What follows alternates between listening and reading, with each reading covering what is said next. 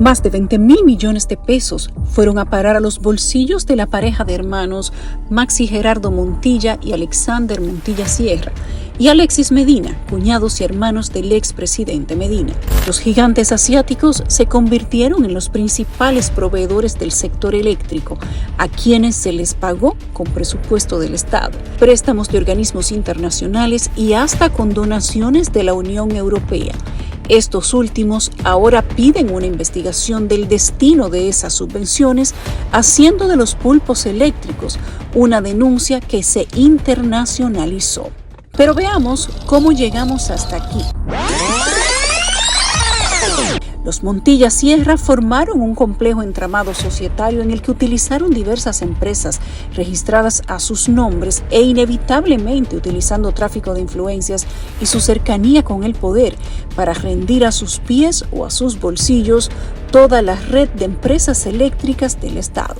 La evidencia demostró inmediatamente que el señor Maxi Montilla tenía un trato primero preferencial. Por eso yo he dicho que bastaría olvidarse de que es cuñado del expresidente Danilo Medina o hermano de la ex primera dama, porque las evidencias son abrumadoras. No necesitaría eso por sí mismas. Por sí mismo, no en un caso penal. No por el vínculo ni calidad, ni siquiera uno ya, que obviamente tiene que decirlo, porque ese trato preferencial algo tenía de ese beneficio, pero las evidencias son abrumadoras. Entre las compañías que figuran a nombre de los Montilla, que son al menos 9, y aunque todas eran proveedoras del Estado, fueron 6 las que frecuentemente resultaban adjudicadas en las instituciones del sector eléctrico. Empecemos con las primeras.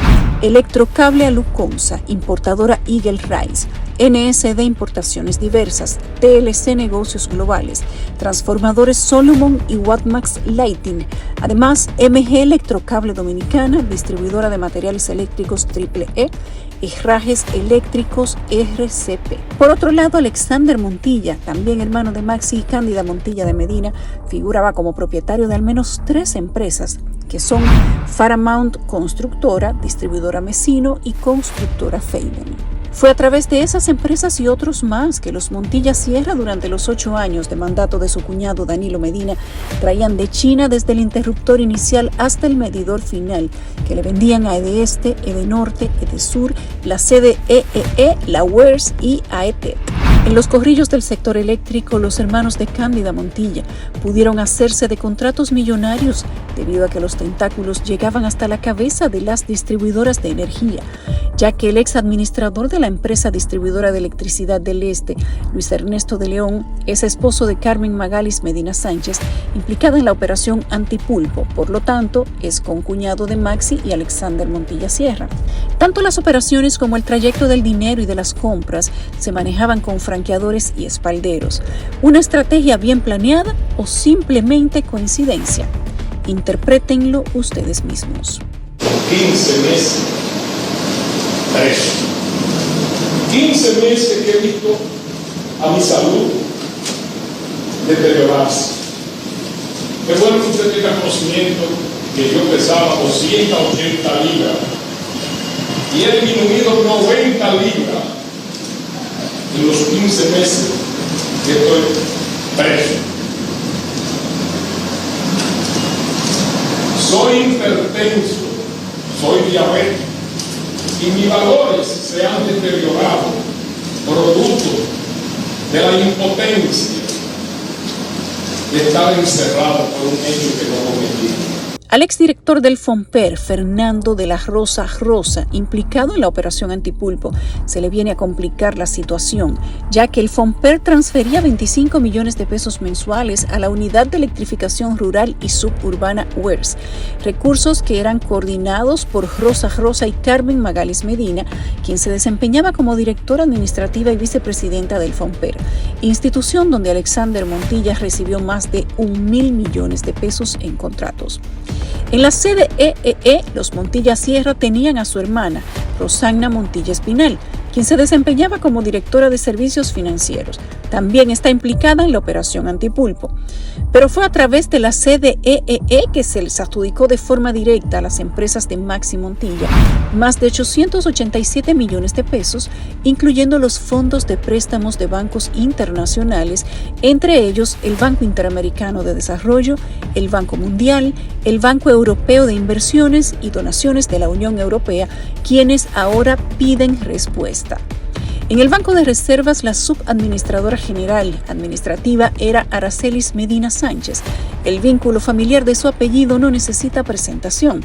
Esta también está implicada en la operación Antipulpo. En la forma que se manejaban los procesos, en la forma que estaban hechas los pliegos de condiciones, muchos de esos pliegos estaban dirigidos a grupos específicos, que sencillamente, por ejemplo, las condiciones que se establecían en los pliegos de condiciones de los procesos de licitaciones eran precisamente que cuando uno lo revisaba, lo veía, lo analizaba, no podía participar.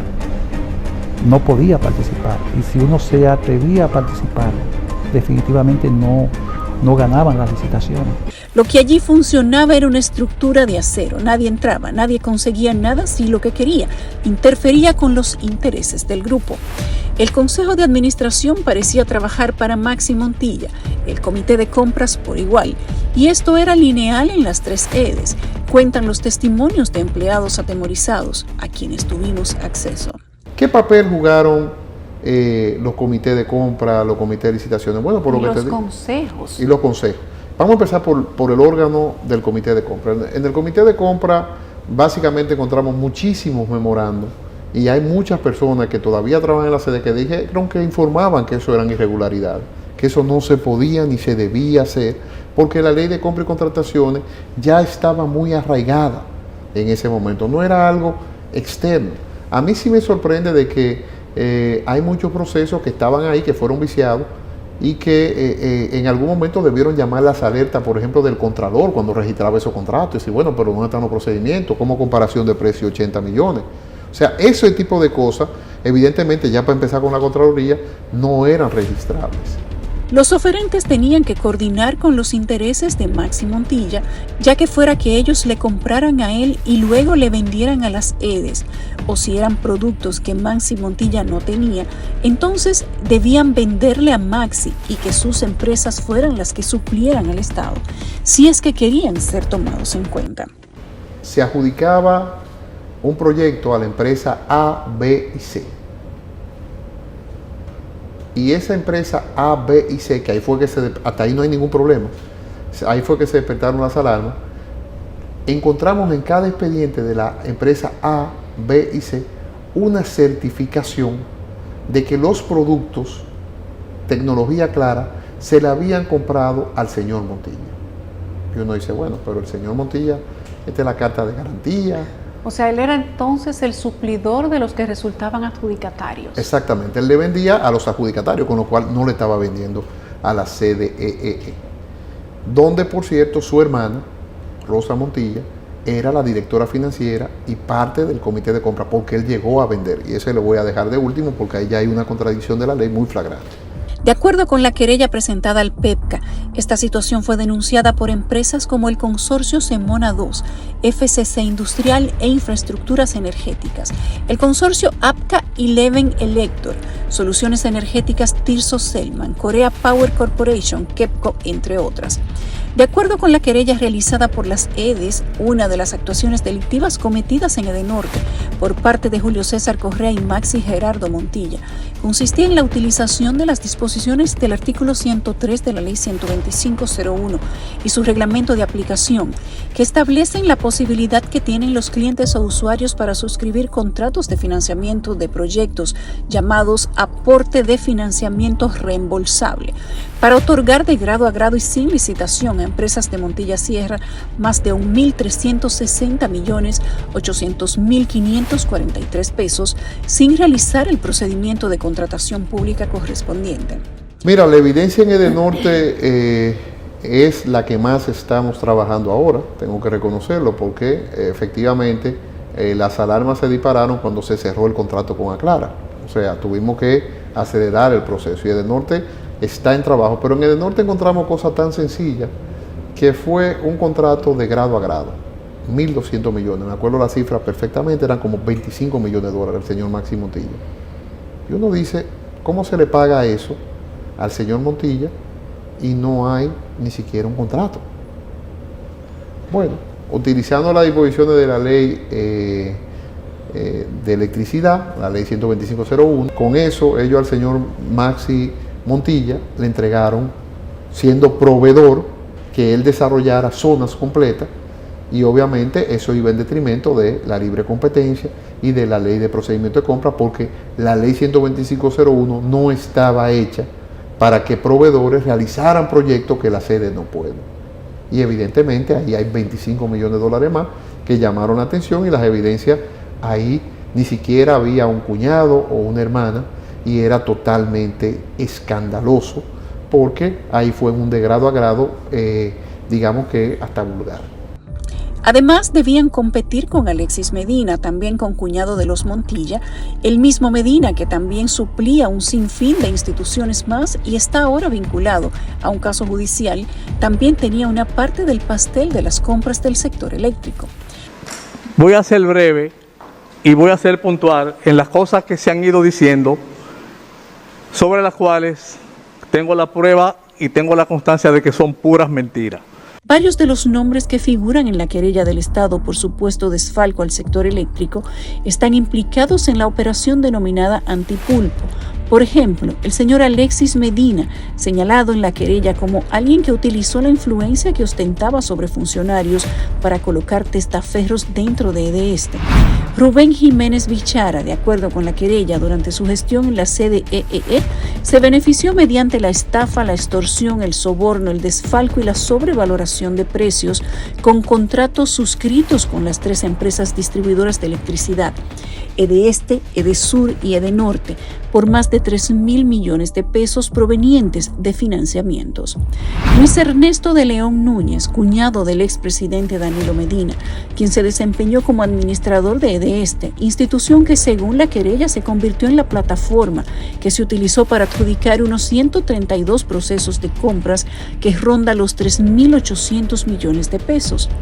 De su lado, Huacal Bernabel Méndez Pineda es acusado de prestar su nombre para tratar de disimular las supuestas actividades fraudulentas de Alexis Medina. Estoy aquí para enfrentar, junto con mis abogados, las cosas que se me imputan, de las cuales estoy en la mejor disposición de responder. De igual manera, Mesín Elías Márquez Sarraf es señalado como testaferro de Alexis Medina y de la pareja de hermanos Maxi Montilla y Alexander Montilla Sierra. Julián Esteban Suriel, señalado como testaferro de Alexis Medina, fue uno de los que participaban directamente a través de sus empresas o de terceros físicos y jurídicos, que participó en todas las licitaciones de EDESTE, sin importar las especificaciones o naturaleza de las mismas, cumpliendo así su rol dentro del supuesto entramado. Peter Alexis Francisco Tejada y Dileisi de Jesús Rivera, ambos nombrados en la querella. Esta pareja de esposos fueron acusados de pertenecer a este presunto entramado y de beneficiarse de numerosos contratos estatales obtenidos de manera fraudulenta.